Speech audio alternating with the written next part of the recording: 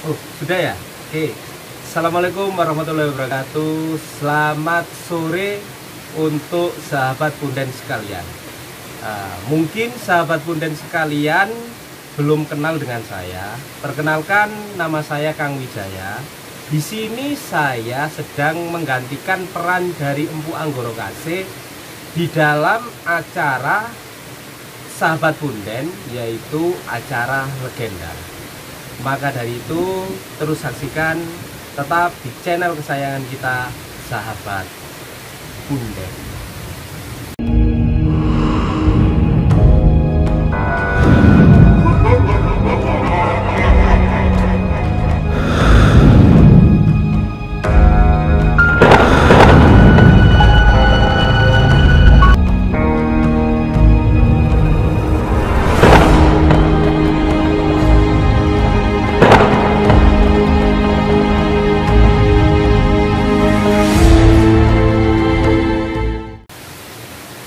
Oke, di acara legenda hari ini saya mewakili Empu Anggoro Kase akan membahas terkait masalah legenda dari keris yang sangat terkenal di zaman awal berdirinya Kerajaan Tumapel. Keris apa itu? Pasti banyak dari sahabat Punden sekalian mengetahui, yaitu keris dari Empu Gandring. Kenapa saya membahas keris Empu Gandring pada hari ini? Karena menurut saya keris Empu Gandring itu menjadi suatu legenda di dalam masyarakat, menjadi suatu legenda dan memiliki banyak misteri yang masih belum terpecahkan. Nah, tetapi di masyarakat sekitar kita masih banyak orang yang mencari dan ingin memiliki keris Empu Gandring ini. Lantas, bagaimana cara melihat apakah keris Empu Gandring itu benar-benar keris Empu Gandring atau bukan?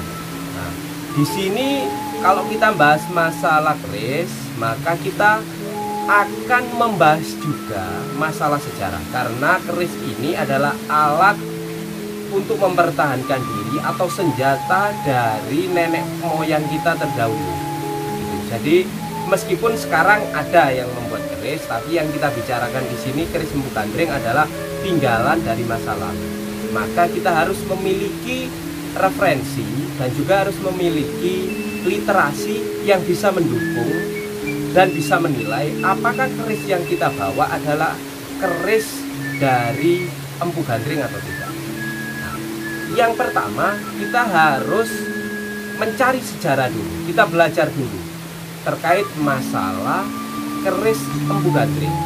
Kalau menurut saya sendiri, saya tidak bisa menjamin 100% yang kita ketahui, yang kita lihat di pasaran ataupun yang kita lihat di mana aja, entah itu di temuan, keris temuan ataupun keris yang ada di rumah atau di mana aja, itu ketika mendekati dengan ciri-ciri dari keris Empu Gandring itu 100% keris Empu Gandring. Kita tidak bisa menjamin seperti itu.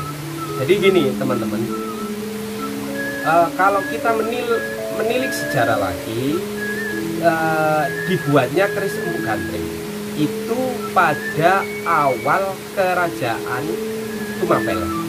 Waktu itu Tumapel bukan kerajaan ya, tapi kadipaten ya mas ya. Iya, kadipaten. Waktu itu Ken Arok masih menjadi seorang prajurit dari Kadipaten Tumapel, dan Ken Arok memesan dari Empu Gandring. Jadi kalau dalam sejarahnya di beberapa kitab para raton dan literasi sejarah yang pernah saya belajar, yang pernah saya baca-baca, jadi Empu Gandring sendiri ini tidak memiliki catatan sejarah. Jadi ciri-ciri keris Empu Gandring ini seperti apa itu tidak ada. Tidak seperti keris buatan empu lainnya seperti Empu Supo ataupun keris empu dari Jogja seperti Empu Heru ataupun empu-empu yang lain. Itu mereka mempunyai ciri-ciri seperti ciri khas pembuatan empu. Contohnya seperti empu sedayu katakan. Kita bahas empu sedayu. Empu sedayu itu mempunyai ciri-ciri rata-rata besinya matang tapi kurang mengkilap dan sangat tahan karat. Adapun keluar pamornya itu menyala. Nah, itu salah satu bentuk ciri-ciri keris yang dibuat oleh empu sedayu. Nah, kendala kita dalam menilai keris ini keris empu gandreng atau tidak, catatan terkait ciri-ciri keris yang dibuat oleh empu gandreng itu masih belum ada. Nah, fatalnya di situ. Jadi ketika kita memiliki keris dan menilai bahwa apa benar keris ini keris empu gandreng, maka kita tidak bisa melihat bahkan 50% atau berapa persen, kita tidak bisa menjamin kalau keris itu benar-benar buatan empu gandreng, karena literasi terkait masalah ciri-ciri keris empu gandreng itu masih belum ada. Itu yang pertama dari ciri-ciri empu. Dan yang kedua, kita lihat sejarahnya. Ken Arok hidup pada zaman kalau tidak salah itu 1222 Masehi, di mana Tumapel masih menjadi kadipaten dari kerajaan utamanya, yaitu kerajaan Kediri. Katakan itu tadi Tangguh Kabupaten Kediri, kan Tangguh Kediri lah. Nah, di sini kita juga sedikit memiliki titik cerah. Jadi keris yang bertangguh Kediri itu menjadi salah satu kriteria dari keris empu gandreng. Tuh, kalau kita menilai dari apa tadi? Empu, ciri-ciri empu, kita belum menemukan titik terang. Yang kedua, ciri-ciri tangguh. Ya, berarti keris empu gandreng diperkirakan Singosari Kediri, Tangguh Singosari Kediri atau Kediri Singosari. Maaf. Dan yang ketiga di sini keris empu gandreng itu dapurnya apa? Ini yang perlu banyak kita cari, perlu banyak kita teliti. Karena di literasi dimanapun keris empu gandreng tidak ada yang menerangkan detail terkait masalah dapurnya. Apakah dia itu berdapur jalak yang tidak memiliki luk, atau luk 3 jangkung, atau luk-luk yang lain. Itu tidak ada. Nah, itu makanya apabila kita ngomong masalah keris empu gandreng, kita agak kesulitan di apa istilahnya di dapurnya ini dapur apa. Tapi ada beberapa literasi mengatakan keris empu gandreng itu berpamor dandang ngelak. Saya pertama mendengar pamor dandang ngelak saya kaget, karena menurut sepengetahuan saya dandang ngelak itu salah satu bentuk cacat dari sebilah keris. Jadi ketika keris pucuknya, di atas pucuknya itu ada yang pecah ataupun ada yang patah, itu dinamakan dandang ngelak. Tapi ternyata setelah saya belajar, setelah saya selidiki, ternyata ada pamor dandang ngelak. Mungkin nanti dari teman-teman editor bisa menyertakan ya pamor dandang ngelak itu seperti ini, nah, atau seperti apa, nanti supaya diberi gambar. Pamor dandang ngelak ini adalah pamor yang difungsikan untuk membunuh orang-orang yang memiliki tingkat kesaktian tinggi atau tingkat kanuragan tinggi. Misalnya orang kebal itu biasanya kalau di dalam mitos mistisnya itu dapat dibobol dengan pamor dandang ngelak. Nah, biasanya pamornya berbentuk gini, lingkaran, ada tali, lingkaran lagi, lingkaran, ada tali, lingkaran lagi. Tapi agak miring, tidak seperti bonang serenteng. Kalau bonang serenteng kan sejajar gini, terus ada tali di tengah, itu enggak. Jadi tidak ada tali di tengah. Jadi dua hal yang bisa dijadikan patokan kita untuk menentukan keris itu keris empu gandreng atau tidak, yaitu dari tangguhnya tadi. Yang pertama tangguh Kediri, dan yang kedua adalah dari pamornya.